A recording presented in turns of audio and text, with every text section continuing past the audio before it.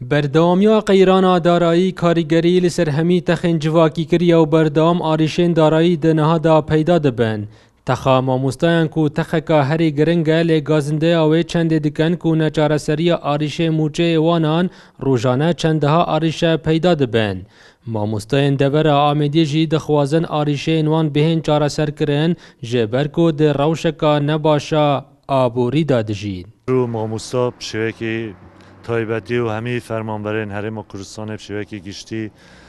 کفتیت وضعی که زور خراب دا یه آبوری چونکه ام بین روزانه گلک آسان کونت رکا پروسیسا پرورده داشت جبر گلک اگرا و اوجی طبیعی نوبرا حکومت عراق و حکومت هرم کردستان دا ماموسا و فرمانبرت هرم کردستان یدبویا مضحی یعنی بجین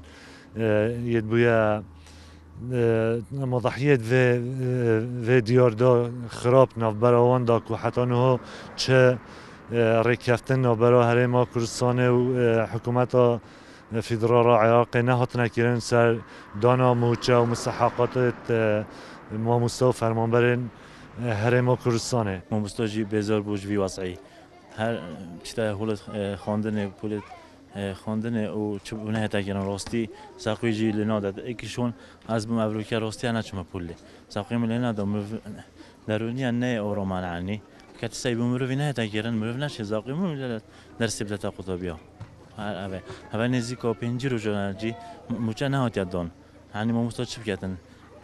کاری و جهر آوا درس گوتن چه کاری دیجینن هر وقت ده دیار کرن کو بردامیا قیرانا دارایی ده کاریگری لسر پروسا پرورده هید کرن. بله ام بینین وی وقت دا است ماموستا یلا برای دو بازینه چنکی جیانوا پیوی ربع موجی و هر چهار هیوجایی که ام بینین ماموستا یلا نرازینش وی وضعی و پروستیجی ماموستا یعنی یه هولدانات یعنی کو اگر افبرو دو خیبر دام بید کو نشن ایدی دستا